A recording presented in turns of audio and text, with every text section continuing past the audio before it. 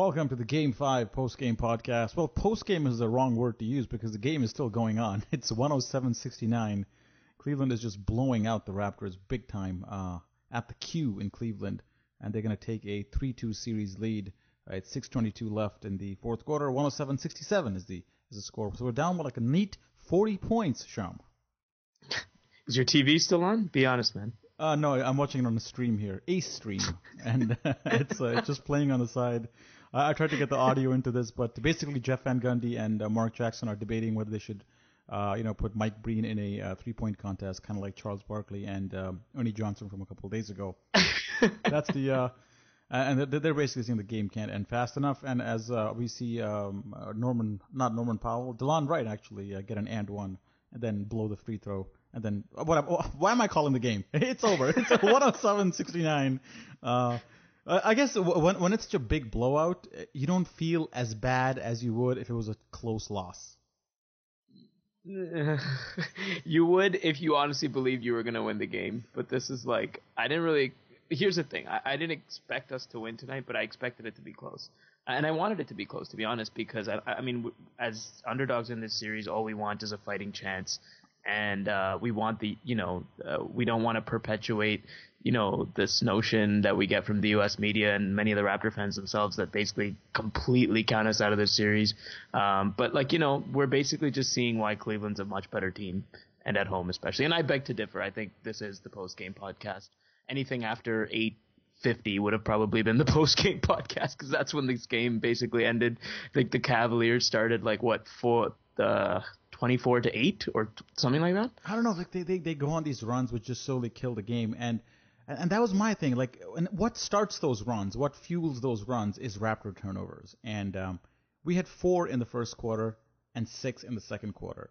And when you do that, again, they're not, it's not great Cavalier defense. It's just Raptors being sloppy with the ball, like turning it over on a handoff or just passing it behind you when nobody's there. And it's exactly what Cleveland needs at home to spark that fire that's been missing for them in the last couple of games. And when they get that gift in hand by the Raptors, it's just there's no looking back. And I don't know why the score is only 110 for Cleveland, because I counted about 50 open fast break dunks for LeBron. The math's not adding up here. I don't doubt that at all. Here's on both sides of the ball, this was utter domination in every facet of the game. I have not we've been watching this team a long time, right? So I've watched this team basically, for the past 20 years, and there's literally I can't point to a game or a moment. I mean, we've had bad teams in the past, but in terms of a competitive Raptors team that has made a run in the playoffs or whatever, I've never seen anything like what we saw tonight or what we're still seeing. Just Cavs beating them to the 50-50 balls, getting every offensive rebound, even when Biyombo and Valanciunas are in the game, missed open jumpers. Damari Carroll had some open threes, that just adding fuel to the fire. Missing free throws, passes that were, instead of at the chest, at the knees or below, missed defensive assignments, letting guys like Channing Frye loose in favor of helping for a J.R. Smith drive or whatever. Every facet of the game, man. It was I've just never seen anything like it, especially the way this series has gone back and forth. Unbelievable. Jeff Van Gundy broke down a couple of plays at halftime, which is when the game was already over. And he pointed out what a lot of Raptor fans have observed, and Cooper Smither on the site wrote about this as well, is that the Cavs run basically a couple of plays, and everything else is a variant of that. Their whole strategy is to get LeBron going to the rim with somewhat of a head of steam, so we can attract help, or so we can send help, and he picks out passes. And the play that he highlighted was Kyrie Irving setting a back screen on his man and LeBron curling around towards the rim, and the Raptors having to make a really tough decision on where the help to LeBron should come from the wing or from the interior. And usually when it comes from the wing, it's a guy like J.R. Smith or Richard Jefferson or Kevin Love who is wide open and he's nailing the threes, and that's what happened today. Or if it's not that, it's LeBron dumping to the weak side and the Cavs getting something from there. It's essentially that one play where, whether it be being initiated from a Horns offense or off a curl, it's getting LeBron into the paint with somewhat of a momentum so he can make plays, and that's what he did. And the Raptors usually have a counterpunch on offense where they produce something, but today I think I saw Kyle Lowry get blocked like 8 times, throwing up one-handers in the lane, and DeMar DeRozan gets stopped at the rim a couple times. So even the counterpunch wasn't there today. Forget about just defensively, but offensively we were just lame. Oh my God. Yeah, like if it wasn't a missed shot, it was a block shot. If it wasn't a block shot, it was a turnover. And if it wasn't a turnover, the Cavaliers already scored because they got an offensive rebound. Like it just seemed like such an arduous task just to score a basket. Like it just felt so, such a battle all night. Like Lowry 5 turnovers. Probably should have had 6 or 7, to be honest with you. Some of those could have counted for turnovers. And you're not going to see a lot of games where Lowry and DeRozan are minus 32 and minus 25 respectively. Like that's, yeah. And we're still, this isn't counting. So, or I guess these guys aren't going to enter the game anymore, but it's laughable, man. I'm not going to say we're at the level of Golden State, obviously, but like it felt like we got handed an OKC like slapping. It just felt like they were all over us on defense. Like they were attacking Lowry the way OKC attacked Steph Curry off the pick and roll. Yeah. Like they were basically trapping him or attacking him in some way. The Irving Love pick and roll defense was atrocious in games 3 and 4, and they stepped up big time on the pick and rolls. Like they were all over Lowry and the screener. If it's Biyombo setting a screen for Lowry in games 2 and 3. Did I say 3 and 4 before? Games 2 and 3. Actually, what am I saying, man? Games 3 and 4. Games 3 and 4 in Toronto. Where the defense was terrible. It was absolutely terrible on that pick and roll play. And they really stepped up on that play, and that yielded a ton of turnovers. And even when we got the open shot, we missed. Patterson, Carroll, everyone was cold from 3. So really, where are you going to get your offense if you're turning the ball over and the few shots that you're getting, you're missing? I think it's that Lowry, when he uses that high screen with Love, around there, he has to make a decision on which way to go, left or right, or use the screen or not use the screen. And Love's basically has been 0 for 20 coming into this game on that decision. And I think today, I don't think he got a single one wrong. Maybe Lowry's like telegraphing which way he's about to drive, or maybe get picked up on something. But they certainly didn't allow Lowry to get into the paint like he did. They just had a the last step couple on of games. every they pick. did. Like, I think they were also a little more conservative, where they said, you know what, we're not going to bother thinking about it too much. We're just going to lay off a few and go ahead and shoot the jumper. And Lowry didn't really make them pay for that. So it's a slight adjustment Cleveland has made, but it's a question of what KC does next, in his counter move. But Kevin Love is a guy that I think merits some discussion. I think he was a focal point of the U.S. media, at least, as somebody who's being underperforming, didn't play the last couple of fourth quarters. And today he started off 5 for 5. I don't know what he is now, but when the game was in hand, or when it mattered, he was 5 for 5. Being guarded by Patrick Patterson, who he scored against. Biyombo guarded him for a bit. Luis Scola guarded him for a bit. I don't think he did anything great offensively. I think he just rode the Cleveland momentum that LeBron and the guys had gathered early on, and that gave him confidence, and he was able to take pressure-free shots, basically, because it was free money. They were already up a little. He could play pressure-free and nailed a couple of jumpers and got his rhythm back. Definitely. And I think Kevin Love is one of those guys where if he's clicking, the Cavs are virtually unstoppable, because most of his shots are from 3. I think today, a lot of his shots were inside. I think Scola played okay defense in the first 4 games on Kevin Love, especially in the post. But tonight it was just too difficult. He even got a couple of friendly bounces on fadeaways and stuff. Like it's if that's clicking for LeBron, and that's why I think LeBron gets kind of passive in some of these moments, is he refuses to be the guy.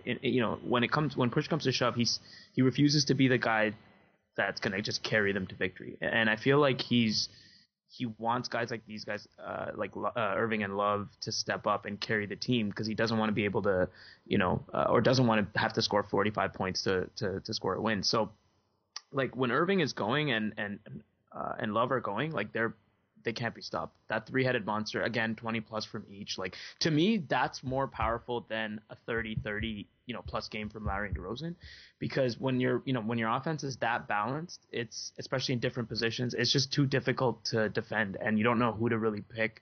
And even guys off the bench, like you mentioned, Jefferson being part of that, those few offensive sets that they run, he's efficient. If Channing Frye is lights out from 3, like, top to bottom, they're just unstoppable. So they just cut to Stephen A. Smith, who's like, I guess, the post-game guy for ESPN, and he's standing there with Tim Legler and a bunch of other guys, and he waves to somebody in the crowd apparently, and I guarantee you nobody's waving to Stephen A. Smith. He's just waving on his own just to see that he's got some friends in the crowd. He's such a dick. He's such a dick. But you've been watching a lot of First Take, I see. No, I say somebody posted on Reddit and try to avoid that thing because it's known to cause cancer. And I know, unfortunately, I watched it a couple times. Mental cancer for sure, especially for Raptor fans. I definitely have to check out the doctor. But yeah, he was just nonsense, just garbage. Dude, he called the Pacers in 6, and then he called the Heat in 6, and then he said the Raptors are getting swept. Then he said now he said we're gonna get destroyed in Game 5, which we are. But it's at some point you're gonna have to respect this team. So I try to stay away from it as well. But at the same time, I can't help but keep one eye on it just because it's interesting. It's just I don't get we're affiliated with ESPN, but I gotta tell you, man, ESPN is just trash. I mean, the content they produce, other than Zach Lowe, is just so subpar. Well, they're geared for the U.S. the U.S. viewing audience, and I mean, serving the many is probably greater than serving the few in their eyes. But man, there are some good guys. I still think Mark Jackson and Jeff Van Gundy are great commentators. They give Toronto a lot of respect. When a foul is a foul, they usually say it.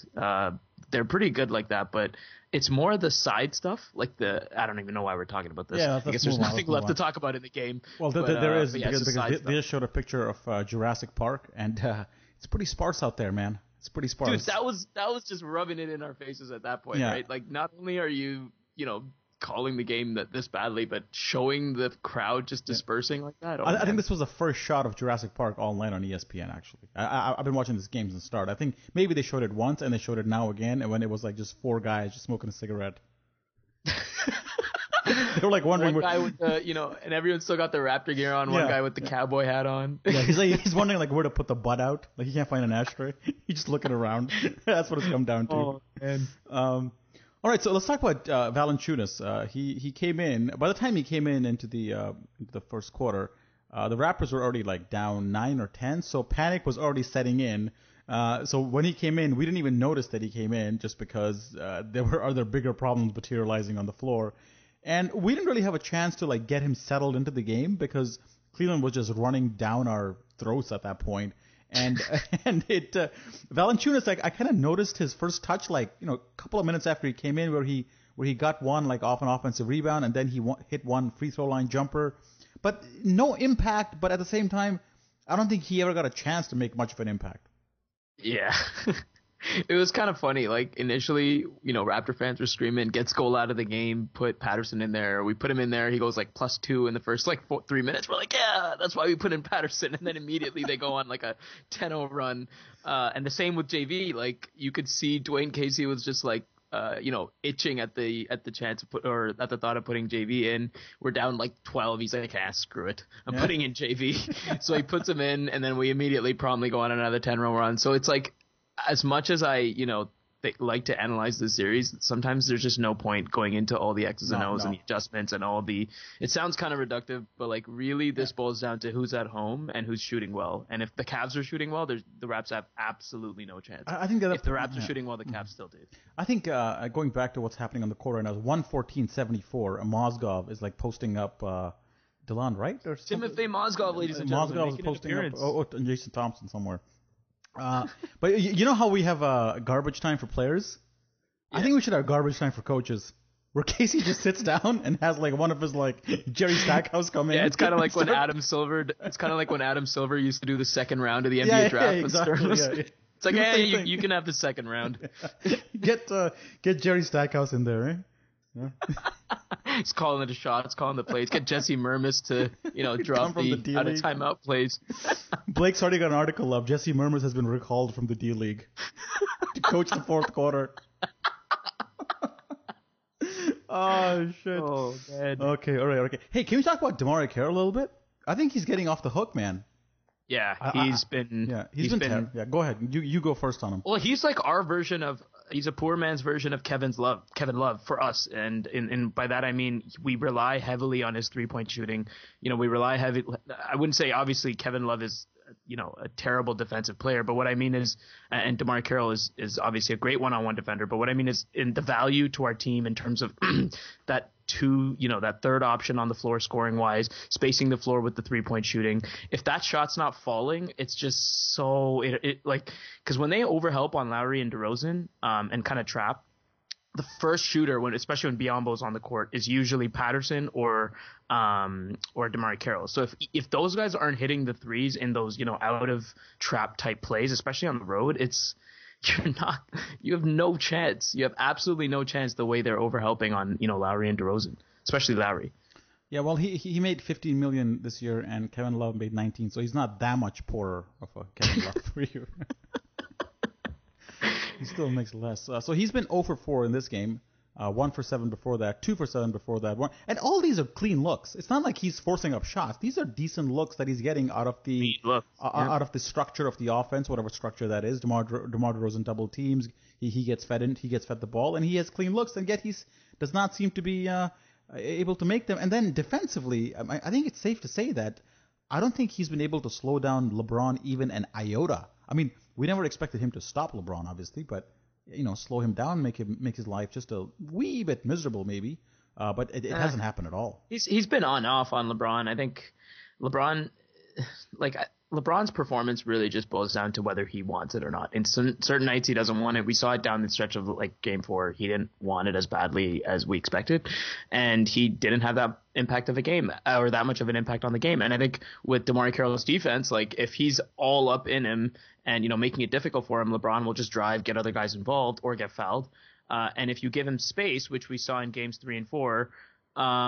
You could be successful if you could bank on the fact that he's going to shoot and miss. So, I don't really think DeMar Carroll's been trying, but yeah, games 1 and 2 he was schooled, and games 3 and 4 I think LeBron was just passive. So, as long as LeBron is assertive, I don't really think it matters who we play on him or how good Carroll is defensively. Because last conference final and this conference final, I just don't think it matters at this time of year, right? Well, mercifully, the game has come to an end. 116-78 is the final. And they ended the broadcast. ESPN is just they just moved on to football. They moved on immediately. It's over. We got the bald guy doing SportsCenter already. Yeah. Just immediately get out of there as soon as possible. Sure. They didn't even stick around for the post-game interviews. Just cut across. I think they cut off Mike Breen mid-sentence. Well, they didn't do the Doris Burke. No. I think Doris Burke went home after the second quarter. They're packing their bags, getting ready for customs. Okay, we should talk about Game 6 soon enough, man. But before we get there, man, there's a couple of tidbits. First of all, there's a basketball tournament, Raptors World League basketball tournament happening on June 12th. We need a couple of teams to sign up. I think we're all but sold out. So if you're interested in playing some 3-on-3 ball, guarantee you it'll be better than what you saw today here. Check it out. June 12th, go to raptorsrepublic.com and you'll, sign up there. You'll see a link for it and blah, blah. That's the first item of business. And the second item of business, Sham, is that where's this audio coming from, man? Oh, God, Cleveland and ESPN and auto playing videos, man. What is up with them? Any site that uses auto playing videos, just go die. Or at least make it like Vine and make it auto mute, right? Yeah, have some decency, man. How much money do you need from us? It's on ESPN.com. I'm browsing away, checking out the scores and shit, and blah, blah, blah, blah, blah. Come on, man. Man, we talk a lot of shit for an ESPN fan blog. Yeah, no. So basketball tournament, June 12th, 3-on-3 in Toronto. Check it out. Check the site. We need a couple of teams to sign up, so go and do it. And the other thing is, news broke out today, Sham, that there's rumors that Bismack Biyombo might be earning up to $17 million a year. I thought it was 20. It's going up by the minute, actually. It started off at 15, and now it's steadily going up. Are these are the team stream rumors that I get throughout the day, and I don't know, man. It just seems like because the Raptors are in the spotlight, we're starting to see what the American media is all about. Yeah. These are the same guys that generate Fox News and a whole lot of other stuff. So I'm just gonna say, I mean, look, there was a report earlier that came out that Dwayne Casey would have been fired if we got kicked out of round 1. A lot of other rumors as well. It's just at this point, it's just man. So how would you feel about Bismack Biyombo being your marquee free agent re-signing at say $15-16 million a year? Would you be okay if the summer was just basically us re-signing Bismack Biyombo to play the 4, and then maybe getting one other Yeah, it Yeah. would put us in a precarious position because essentially we'd have to pick 2 out of 3 between Valanciunas, Ross, and Biombo going forward. Yeah. Because not all 3 of them are going to fit if you re-sign DeRozan. So I think it's going to put Ujiri it's going to force his hand a bit, and it'll be interesting because, it seems like we're loaded more at the center position with those 2 guys. But Biombo, the one thing that makes me like happy about it is Biombo's 23. He's 23, man, and I think it's one of those things where I don't like, we without even blinking threw 11 million at Terrence Ross, and at this stage, if that's set precedent for anything, I would think Biombo's earning, in the neighborhood of at least Damari Carroll money, if not more, right? Well, I don't know how I feel about that, but the 23-year-old point. I don't know how I feel about that either. I just mean, here's a comparison. Here's a comparison that I like to make is Ben Wallace. Ben Wallace was a guy which was of a similar build / strength / free throw shooting / defensive ability like Bismack Biyombo. I think Wallace was a better man defender, and I think he was a proven rebounder. And I think Biyombo could be qualified as something like that. What's also in Biyombo's favor is that in this series he's shown, and this is why I think his price tag is going up, is you can play him as part of small ball lineups somewhat effectively. Yeah. You couldn't say that so much about Ben Wallace back in the day, but of course at the time there wasn't a need to play him in such lineups. Biyombo has shown that, and given that there's such a dearth of big men who can do that, who can rebound and play in smaller lineups, his price tag kind of goes up, even though he's a terrible shooter.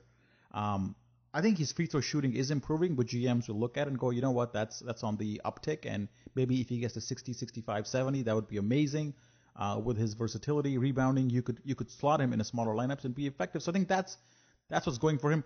I would be a little disappointed if re-signing him is our only offseason move, because I think the team needs help off the bench in scoring. I think we need scoring from the power forward position. So I don't think he solves all our problems. I just think that you would like to have him back. I don't think it's going to happen, but I don't think he is the only issue that the team has right now. Definitely. And obviously in future podcasts, we can really delve deep into it. But I guess at this stage, I would definitely agree with you in the sense that we need more scoring and defense at the power forward position, at least a starting caliber power forward or somebody who can support Patterson for, large stretches of the game, because Patterson cannot play 35 plus minutes. Like, it's just not in his, especially the playoffs. So I think you need support there. There's so many other holes we can get into. Obviously, it still depends on the re-signing of DeRozan, yada, yada, yada. So I think going into future podcasts, we can certainly delve into that a lot deeper. But at this stage, yeah, man, like I think Biyombo's a great asset if you retain him, but at the right price. And like I said, complemented by the right guys. And the key thing to note here is that we don't have his bird rights. I don't know where they went. They got lost along the way. Somewhere we just dropped them. Like I don't know what happened to them. So if you know where Biyombo's bird rights are, send him over to Ujiri. He could really use them.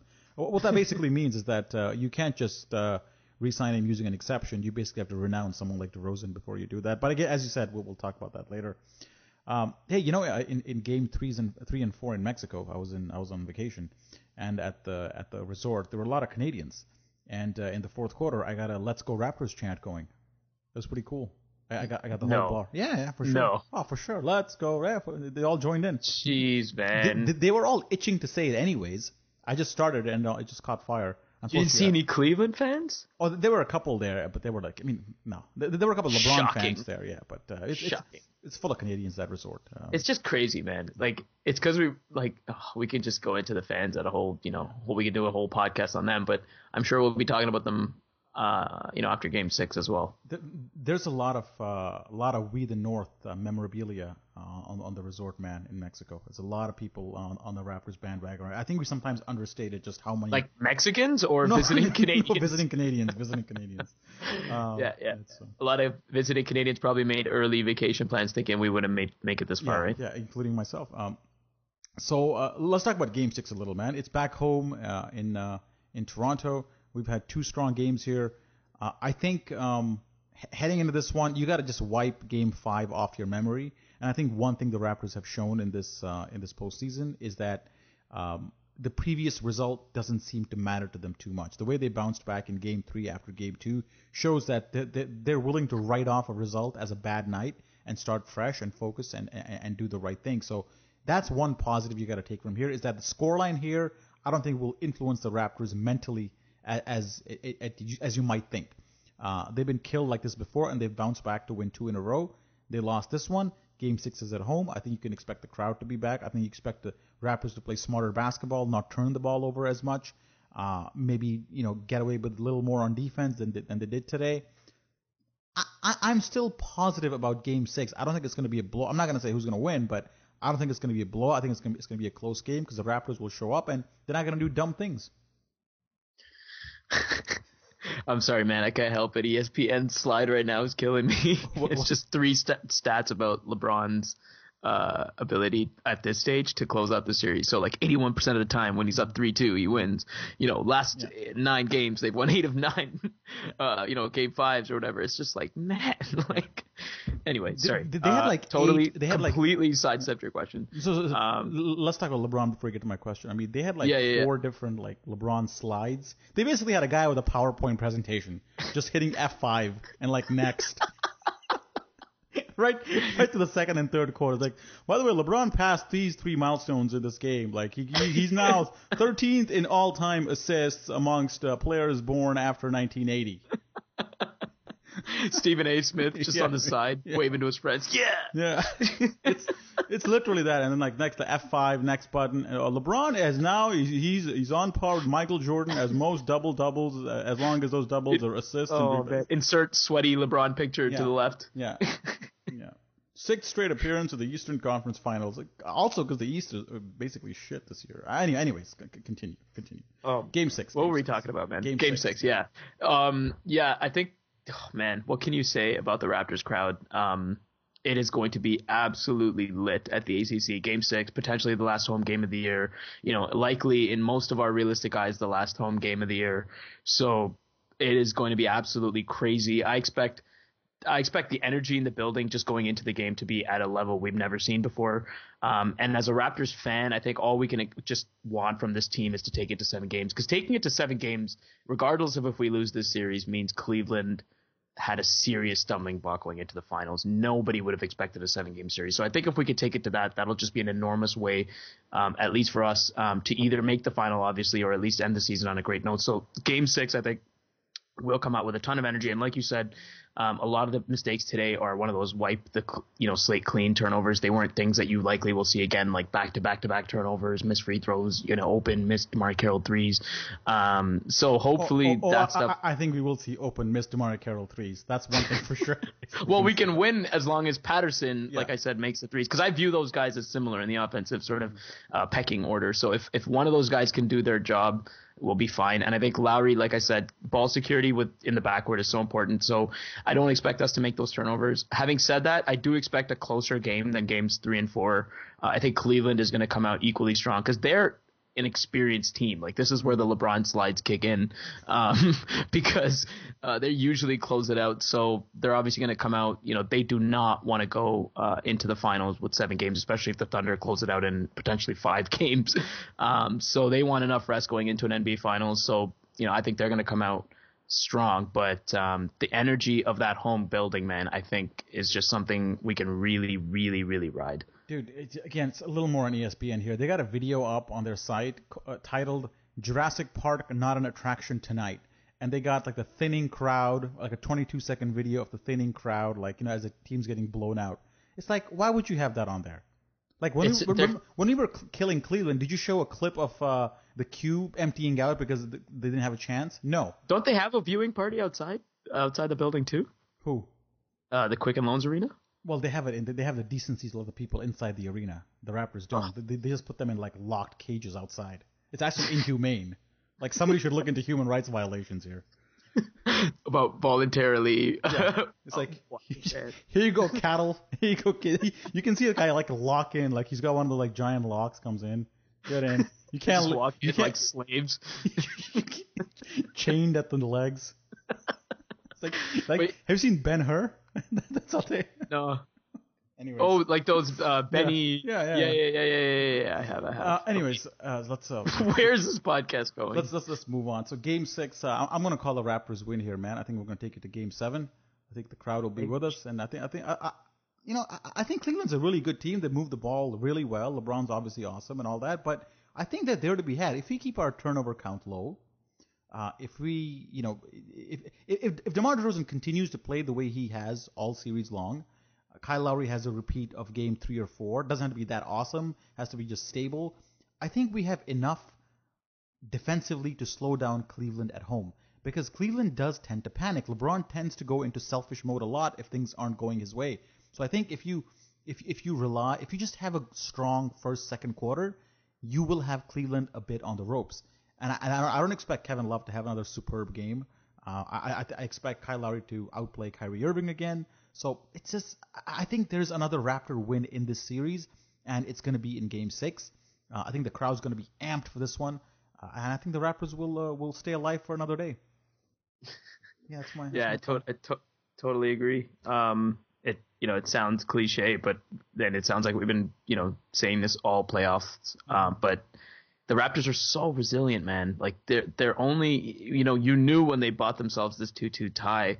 Because really, I mean, they were playing with house money, and they came into this game with, how are we doing this type of attitude, clearly. And going back to Game 6, yeah, like I totally expect them to bounce back, or at least give, a very spirited performance. It would have to take something like a 9 straight Cleveland, or 10, whatever it was, straight offensive possessions of just, efficient offensive plays. But that's the thing, right? I don't think that's sustainable for Cleveland. They're obviously not going to do that for large stretches of the game in Game 6, I don't think. So unless they do that, the Raptors should be fine, because I expect their offense to bounce back. One of the fans in Cleveland, how they have, when the opposition team's shooting free throws, they hold like signs or whatever behind the backboard. For some reason, they were holding up Bernie Sanders like giant heads as Biyombo was shooting free throws, which made like no sense at all. I don't know, man. We've been putting up at least our signs made. Well, I guess that's sort of like they're probably thinking the same thing, looking at our Jack Armstrong signs in Jurassic Park, being like, "Who the heck is that guy?" But at least some of ours make sense, right? Like the Cleveland guy from Family Guy. There's a couple other. Biyombo's my father, obviously. Yeah. Yeah, I'm just looking at a zoomed-in picture of a Jurassic Park right now. Yeah, there's a couple of guys in cowboy hats. There's a couple of guys dressed as an Arab. I think he just got like a. I don't know. I think ESPN is taking this USA. This is like the USA chant. It's the equivalent of the USA chant from the crowd. I feel like this is a USA Canada. And Jurassic Park has got some sponsors now, because they got Ford logos Ford now. Fan Zone. Yeah, it's the BMO thing. They got a lot of yeah. All right, I think we should wrap this podcast up. Just before we go, again, check out the Raptors Republic Summer Slam, which is happening on June 12th. 16 teams participate in a 3-on-3 tournament. We're looking for 2 more teams to round out the roster. Go to RaptorsRepublic.com and click on the link at the top and sign up your team. It should be fun. We'll see you guys on June 12th. Other than that, thanks again to William Liu for hosting the podcast in my absence. I did a couple of solo pods. Thanks to Will. Again, check us out on iTunes and Stitcher. Rate the podcast. Tell us what we can do better. And if you want to support Raptors Republic, go to patreon.com/Raptors Republic. I'll let Sham go because he has to write a scintillating post-game recap of Game 5. Go back to Mexico, man. We need a win. Okay. See you guys. Bye-bye.